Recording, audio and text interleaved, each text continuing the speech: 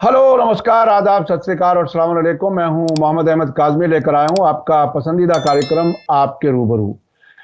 Middle east के हालात जिस तरह के हैं वो आपके सामने हैं। इजराइल फिलिस्तीन जंग को तकरीबन 1 महीना होने को आ रहा है। अभी तक ऐसा नहीं लगता कि जंग बंदी नजदीक हो और हजारों लोग मारे जा चुके हैं दोनों तरफ से। इजराइल के प्राइम मिनिस्टर जिद पर हैं कि हम हमास की बरतरी नहीं मानेंगे, हम मुसलसल खत्म कर देंगे हमास को, वजूद बाकी नहीं बचेगा।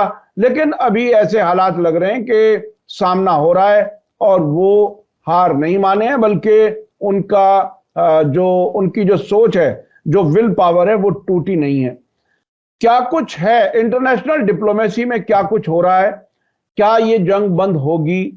होगी तो कैसे होगी जब इतनी जिद सामने है? जिद में आम शहरी मारे जा रहे हैं, उनकी तादाद, मरने वालों की तादाद बढ़ रही है।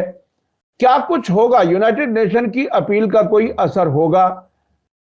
क्या यूनाइटेड नेशन में इजरायली एम्बेसडर का यह प्रोटेस्ट करना कि हमास को आप जालिम नहीं कह रहे हैं इसलिए हम प्रोटेस्ट करेंगे, क्या कुछ है नैरेटिव बदलने की कोशिश?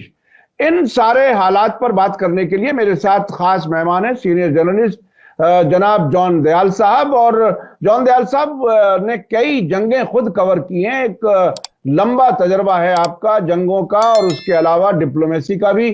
जॉन दयाल साहब, वेलकम है आपका मीडिया स्टार वर्ल्ड को, आपने वक्त दिया। आप ये बताइए कि अब जबकि तकरीबन 1 महीना होने को आ रहा है जंग जारी रहते हुए, आप अब कहां महसूस कर रहे हैं, जंग कहां पहुंची है? तकरीबन 1 महीना होने को आया है फिलिस्तीनी हमास के जो एकदम शॉकिंग हमला था इजराइल के ऊपर। और वो हमला शॉकिंग और दर्दनाक तो था, मगर जंग की वजह से, और जंग की अगर आंखों से देखा जाए तो एक बहुत बड़ा इनिशिएटिव था। उसने सिविलियंस को मारा, बड़ी बुरी बात है। और टेररिज्म को ना कहते हुए भी एक्ट ऑफ टेरर तो है ही, मगर अगर आप उसको सिर्फ वॉरफेयर की तरफ से देखें, लड़ाके की तरफ से देखें, तो उसने इजराइल को, जो उसके अंदर कमियां थी, उसकी सिक्योरिटी में, उसके इंटेलिजेंस में, उसकी शेखी में, उसमें बहुत बड़ा छेद कर दिया था।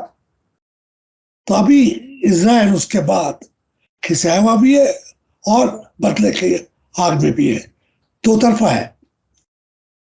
पहली बात तो मैं बताना मांगता हूं कि इसका ज्यादा जिक्र नहीं हो रहा है कि अमेरिका ने उस इलाके के ऊपर कितना प्रेशर डाल रखा है कि दिख नहीं रहा है, मगर जो दुनिया का सबसे बड़ा युद्धपोत है, जंगी जहाज है, एयरक्राफ्ट कैरियर जेरल्ड फोर्ड, वो खाड़ी में गाजा के कुछ ही दूर पर रखा हुआ है। वो न्यूक्लियर पावर्ड है, वो वहां पे अगर चाहे तो कई साल रह सकता है। उसके अंदर लेजर गन है जो आज तक लड़ाई में कभी देखी नहीं गई है, जो कितना तहलका मचा सकती है जमीन पर या आसमान पर, उसका किसी को पता नहीं है। और उसके पास जो हवाई जहाज है, जो एम्फीबियस व्हीकल्स हैं, जो समुद्र में चल के जमीन पर आ जाती है, उसका कुछ अंदाज ही लोगों को नहीं है। और वो वहां पर जमा है, एक तरीके से इजराइल को गारंटी दे रहा है कि तुमको कुछ होगा नहीं। दूसरी तरफ जो दूसरा समुद्र है यूरोप के अंदर, वहां पे अमेरिका का दूसरा जहाज, और अकेला जहाज नहीं आता है, जहाजी बेड़ा आता है, 7 8 10 जहाज होते हैं। तो दोनों तरफ से अमेरिका ने कहा है कि हम आपको बचाने के लिए तैयार हैं। वो बचाएंगे या ना बचाएंगे दूसरी बात है, मगर आसमान में अमेरिका की आंखें, लेजर बंदूकें, तोपें लेजर की है, ये इसको ध्यान में बात रखनी चाहिए। उसको देखते हुए इजराइल की जो असफलता है उसका और बड़ा एक तरीके से सामने पेश आता है। मैंने पहले भी आपके चैनल पे एक तो कहा था कि दूर से तोप हो जाए, इधर से रॉकेट आए, उधर से रॉकेट उसका सत्यानाश कर दे, जैसे फिल्मों में होता है, वो बात अलग है।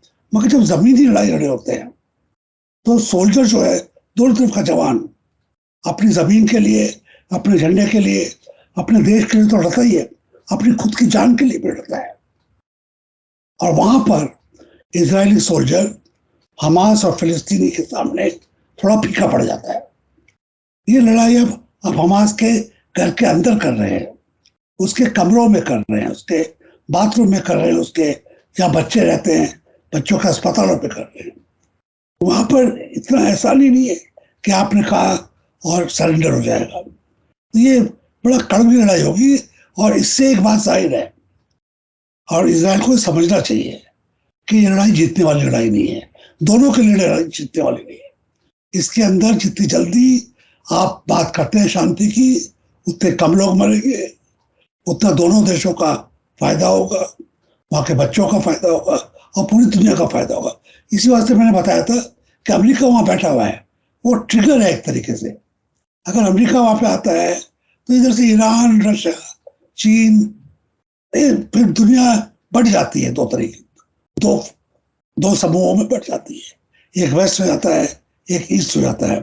वो नहीं होना चाहिए, वहां तक नौबत नहीं आनी चाहिए। और उसके लिए मेरा ख्याल है जितना बड़ा हाथ हमास का और फिलिस्तीन का और इजराइल का है, उतना ही बड़ा हाथ जो सराउंडिंग फोर्सेस हैं, चाहे वो न्यूट्रल हो, हिंदुस्तान की तरह जिन्होंने एब्सटेन किया हो और बड़ा शर्मनाक एब्सटेंशन था, या फिर जो रशिया के हक में है या हमास के हक में है, या जो दो अमेरिका के हक में और इजराइल के हक में है, उनका सबों का फर्ज बन जाता है कि शांति के लिए बात करें।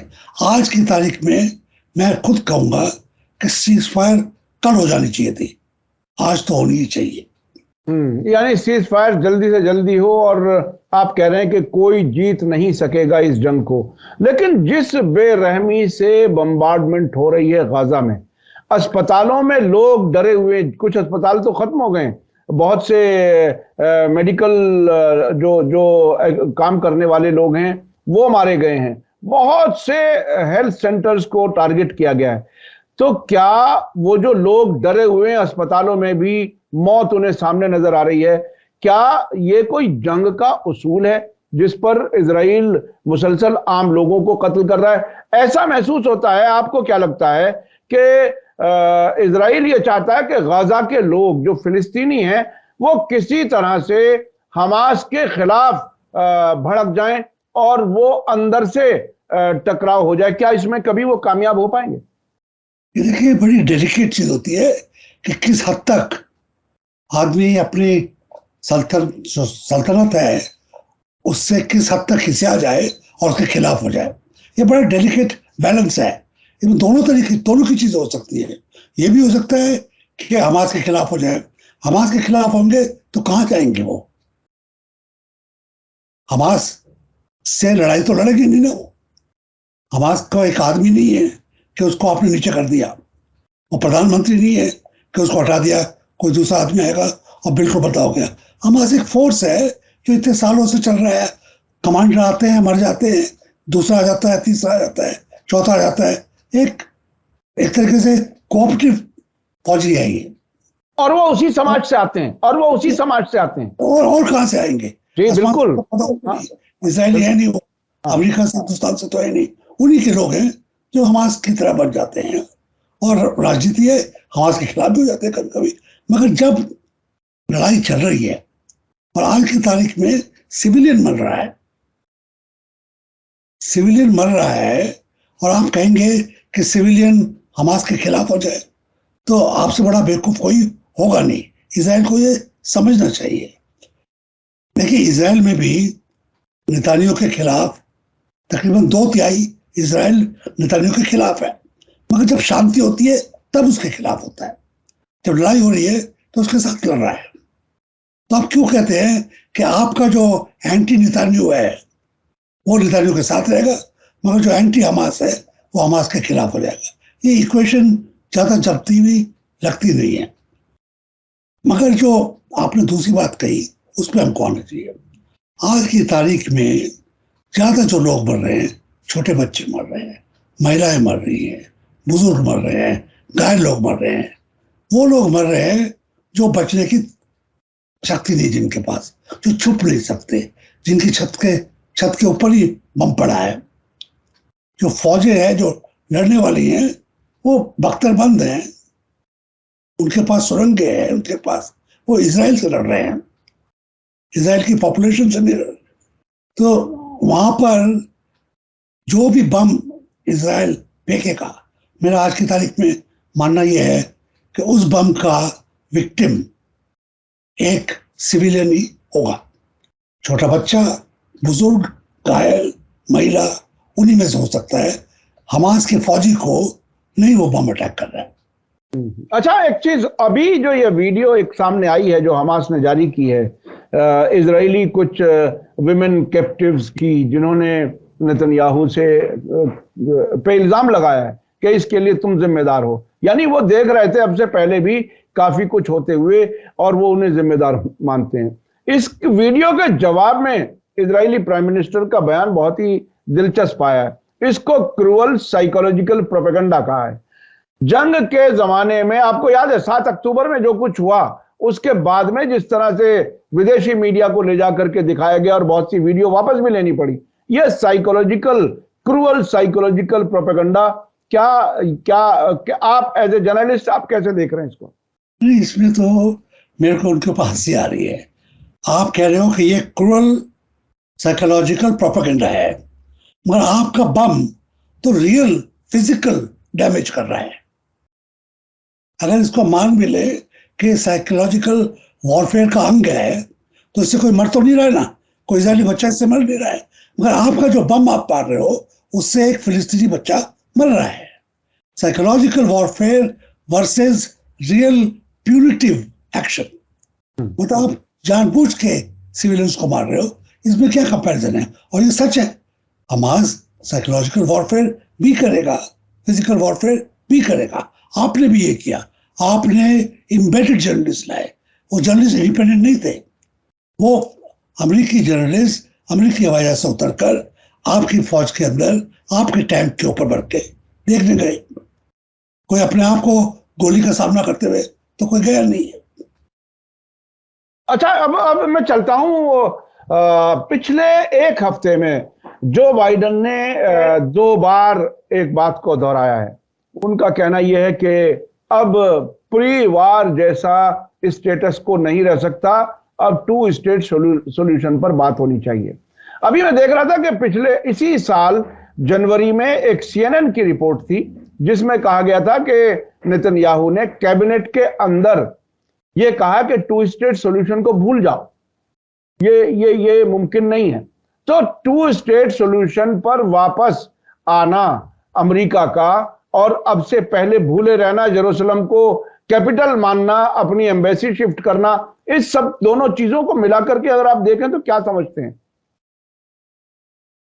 बाइडेन अमेरिका के राष्ट्रपति है, अभी दूसरा इलेक्शन जीत रहे हैं। हालांकि उन्होंने 1000 अमेरिकी सोल्जर्स इजराइल की मदद के लिए तैयार रखे हैं, मगर उनको अभी झोंका नहीं है आग में, फूक फूक के कदम रख रहे हैं। मेरा ख्याल है, जो मेरा विचार है, कि कहीं ना कहीं पर ट्रैक टू डिप्लोमेसी चल रही है।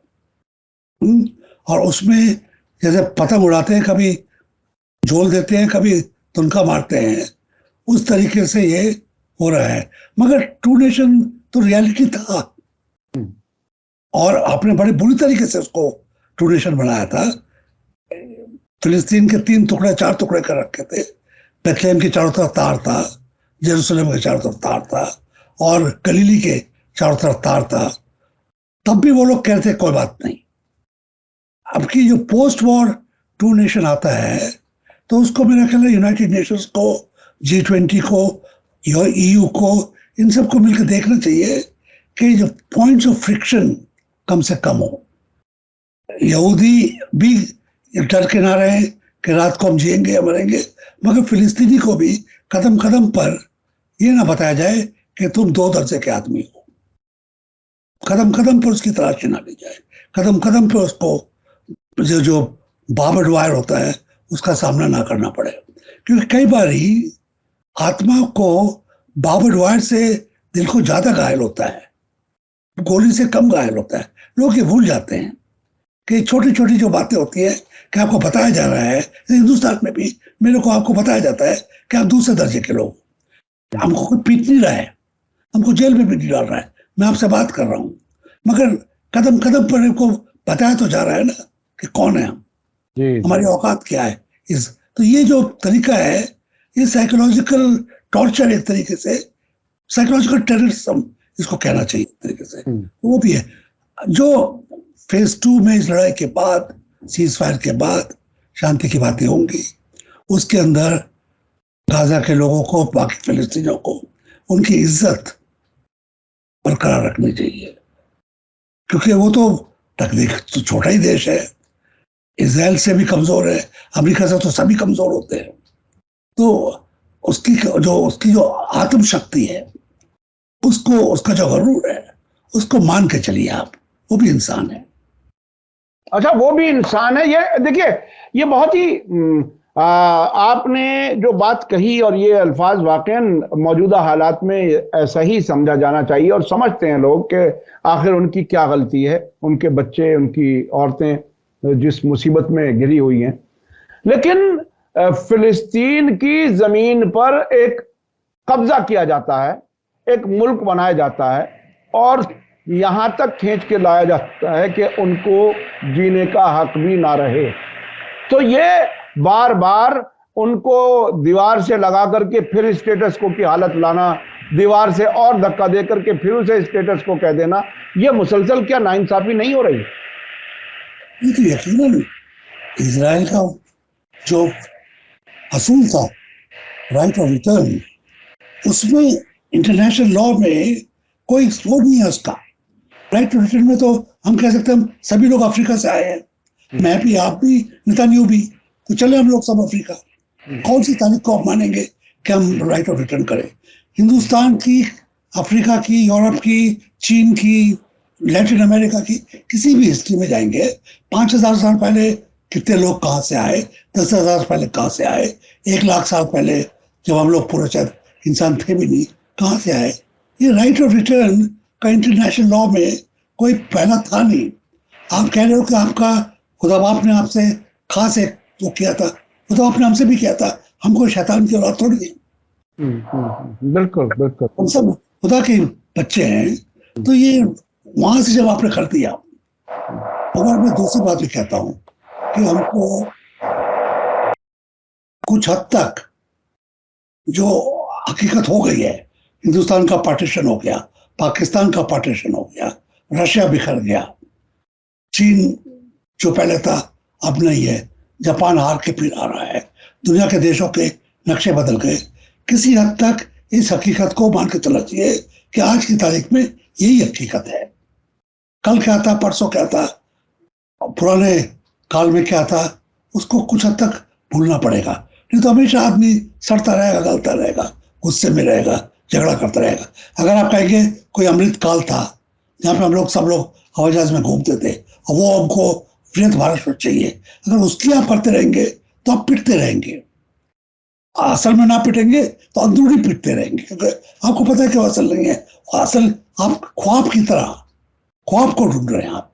तो असल में जो आज है, उस रियलिटी को मानते हुए भी उस रियलिटी को कायम रखने के लिए क्या हो सकता है, उसकी कोशिश कीजिए आप। जी, वो ख्वाब में जीने की बात आपने कही। इजराइल के जो ज़ायनिस्ट हैं वो भी एक तरह से ख्वाब में ही जी रहे हैं, जो तौरा की बात करते हैं, वो तो बाकायदा ख्याल में है, उन्हीं की बात।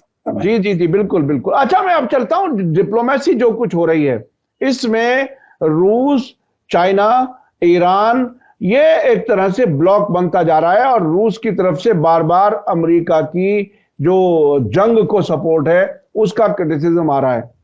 इस बीच में बातचीत मॉस्को में भी हुई, हमास का डेलीगेशन पहुंचा। अब आपको क्या लगता है कि क्या डिप्लोमेटिक मूव्स जो कामयाब हो सकेंगे वो रूस की गोद में जाकर के ही जाके मसला हल होगा?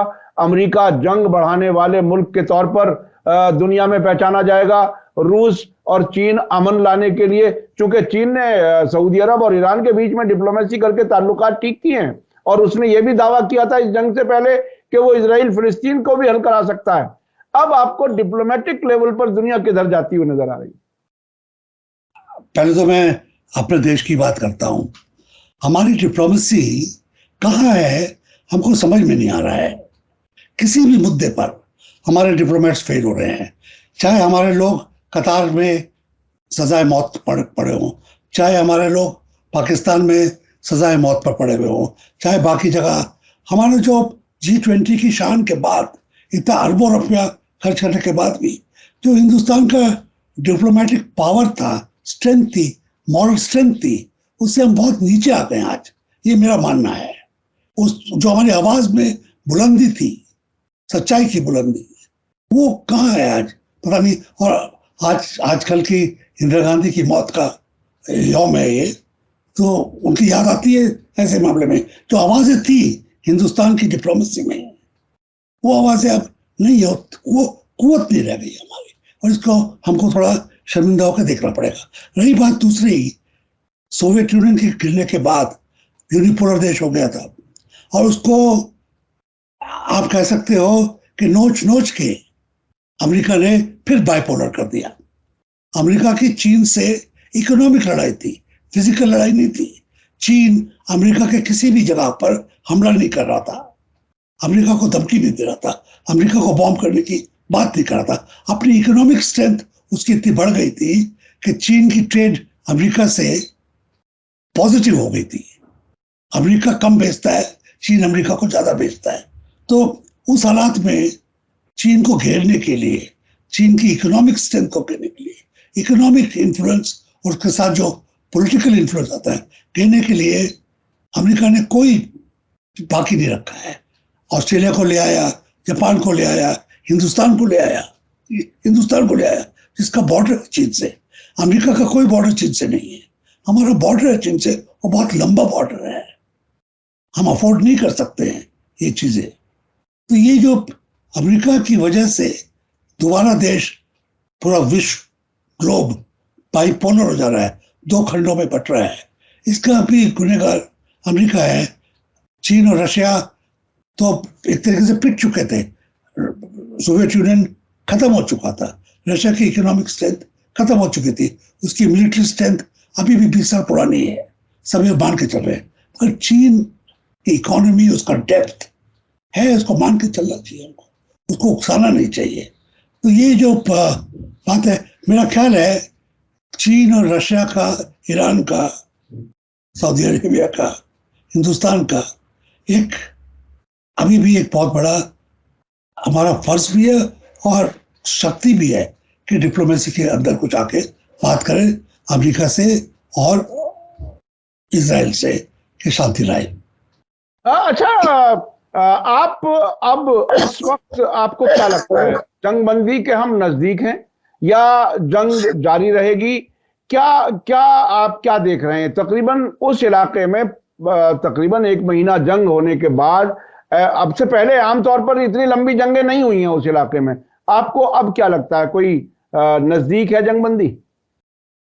देखिए क्या पैमाना है, रशिया का यूक्रेन का लड़ाई कितनी लंबी चल रही है, मगर अब तो आजकल एक तरीके से तमंचा इधर से चलाते हैं, तमंचा उधर से चलाते हैं। रियल लड़ाई वहां पर नहीं है, एक तरीके से देखा जाए कि दिल को इस पार या उस पार की लड़ाई यूक्रेन और रशिया में भी नहीं है। तो पैमाना वहां पर अभी तक सीज़फायर नहीं हुई है, यहाँ पर क्यों हो जाए ये नहीं रख सकते हम। अभी तक जो इस इलाके में लड़ाई हुई थी एक तरफा हुई थी। इजिप्ट को जब 6 दिन की लड़ाई में पीटा गया तो कुछ घंटों में ही सारी हवाई शक्ति उसकी खत्म कर दी, एक एक हवाई जहाज को एयरपोर्ट पर ही खत्म कर दिया। एयरपोर्ट को ऐसी हालत में नहीं छोड़ा कि उस पर हेलीकॉप्टर भी उड़ पाए। तो जब आपने एयर कवर हटा दिया उसके बाद तो लड़ाई 6 दिन चल गई, वो भी बहुत है, 2 दिन चलनी चाहिए थी। आपकी अगर टैंक्स ज्यादा स्पीड से चलते तो लड़ाई 2 दिन में खत्म हो जाती। आज की लड़ाई एंट्रेंच लड़ाई है, ये वो पुराने वर्ल्ड वॉर 1 की तरह ट्रेंचेस की लड़ाई हो गई है, अर्बन ट्रेंचेस की। मैंने बताया कई बारी, घर घर एक किला है, हर घर एक किला है। किले के अंदर क्या लोग हैं, क्या तमंचे हैं, क्या बारूद है, क्या तोप है, कौन जानता है। और वो हर घर के लिए लड़ रहे हैं। इजराइल के सोल्जर्स को हर चौक के लिए, हर घर के लिए, हर गली के लिए लड़ना पड़ेगा। क्या वो तैयार है? ये लड़ाई 6 दिन की नहीं है। ये सूरत हाल। अच्छा, एक एक एक अंदाज है, एक सोच है, एक नैरेटिव है कि अमेरिका ने यूक्रेन जंग शुरू कराने में जो रोल अदा किया, यूक्रेन को हथियार देने की बात की, और उसके नतीजे में रूस तो कमजोर उस तरह से नहीं हो सका, व्लादिमीर पुतिन है वो नहीं टूट सके, लेकिन यूरोपीय मुल्कों की इकोनॉमी का जिसे कहते हैं ना कि वो बहुत तबाह हो चुकी है, वो उसके दोस्त मुल्क ही एक तरह से उसका नुकसान उठा रहे हैं। क्या इजराइल को भी इसी तरह से जंग में फंसा करके अमेरिका कहीं दूर से ही देखेगा? चूंकि वहां की वाइस प्रेसिडेंट हैरिस का बयान आ चुका है कि हम फौज नहीं भेजेंगे इजराइल में। आपको क्या लगता है, अमेरिका अपने दोस्तों की ही तबाही की वजह बन रहा है? देखिए, मैंने कहा था, हैरिस ने जो कहा वो अलग बात है। सच्चाई ये है कि 900 अमेरिकी सोल्जर्स जेरल्ड फोर्ड के ऊपर आ चुके हैं। वहां से हेलीकॉप्टर से 15 मिनट का रास्ता है। फौज तो है, जमीन पे नहीं उतरी। अच्छा, रहा किस्सा यूक्रेन का। वहां पे लड़ाई रशिया की यूक्रेन से नहीं है। लड़ाई रशिया की है कि आप नेटो को हमारे बॉर्डर पर मत लाइए, बीच में न्यूट्रल लोगों को रहने दीजिए। यूक्रेन को आप न्यूट्रल रहने दीजिए, यूक्रेन को खत्म मत कीजिए। अगर यूक्रेन की भलाई कोई आज चाहता है तो रशिया चाहता है, क्योंकि यूक्रेन उसके लिए एक मिडिल देश जाता है। जैसे हिंदुस्तान चीन के बीच में नेपाल भी है ना, लोग नहीं चाहेंगे कि नेपाल खत्म हो जाए। यूक्रेन जैसे जो देश है, रशिया नहीं चाहता कि खत्म हो जाए, क्योंकि नेटो के बीच में वो बफर है। लड़ाई होती भी है तो 10 दिन का मौका मिल जाता है। यूक्रेन को फंसाने में नेटो है, नेटो का सरमाएदार, नेटो की फौजों को देने वाला, नेटो का फाइनेंसियर अमेरिका है। तो अमेरिका चाहता है कि रशिया को एकदम उसकी नाकाबंदी कर दी जाए, उसके बॉर्डर से सांस लेने की उसको जगह ना मिले। मगर यूरोप का और दुनिया का भी हाल ये है कि यूरोप की सारी गैस, उसकी एनर्जी रशिया से आती है, उसका गेहूं यूक्रेन से आता है। तो ये जो खाने के ऊपर, एनर्जी के ऊपर जो जो हो रहा है नुकसान, वो हम सबको भुगतना पड़ रहा है। हिंदुस्तान में भी हमको भुगतना पड़ रहा है, एक तरीके से देखा जाए तो। अब उसके अंदर हिंदुस्तान कैसे आगे बढ़ता है, क्या हिंदुस्तान उस मौके का फायदा उठा रहा है या नहीं उठा रहा है, ये अलग एक किस्सा है। जी जी जी। अब वो भारत ने सस्ता तेल रूस से लिया, अनाज की भी बातें कुछ बीच में आई। अनाज तो खैर हमें इंपोर्ट करने की जरूरत नहीं पड़ती, लेकिन तेल इंपोर्ट किया, और वो भी अडानी की कंपनी को उसका फायदा हुआ। ये कहा जाता है तीसरे मुल्कों को वो बेच रहे हैं। बहुत बहुत शुक्रिया जॉन दयाल साहब, आपने हमें वक्त दिया और इस जंग के हालात के बारे में आपने काफी कुछ बताया। खासतौर पे अमेरिका ट्रिगर के तौर पर वहां मौजूद है, बहुत ही मजबूत फौजें, और फौज के साथ में जहाज और न्यूक्लियर पावर्ड हथियार, और उसके साथ जो बीम के साथ जो गन्स जिसे कहते हैं आप, लेजर गन्स, वो भी वहां मौजूद हैं। तो तबाही का पूरा इंतजाम है। आने वाले वक्त में देखेंगे क्या कुछ होगा। जंग में प्रेडिक्ट करना बहुत मुश्किल होता है। डिप्लोमेसी हो रही है, नतीजा क्या होगा, कब होगा उसके जंगबंदी, इसको कुछ यकीन से नहीं कहा जा सकता। बहुत बहुत शुक्रिया। इसी के साथ मुझे दीजिए इजाजत। धन्यवाद, शुक्रिया। जय भारत, जय हिंद।